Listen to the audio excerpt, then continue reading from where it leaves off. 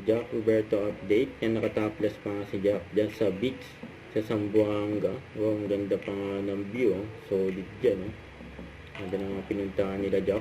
Yan, kasama ang Team Wheeltech. Yan dyan sa Zamboanga City. Dahil ng napasyalan nila. At nag-tiktok pa nga sila.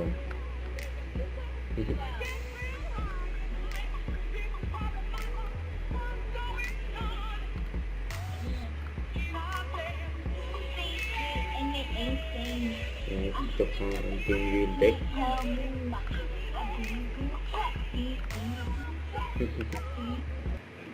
Wow!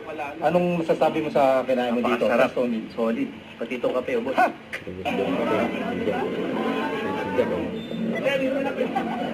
Wheeltech, ang dami nila. Yung ikot nila ang buong Mindanao. Grabe yun.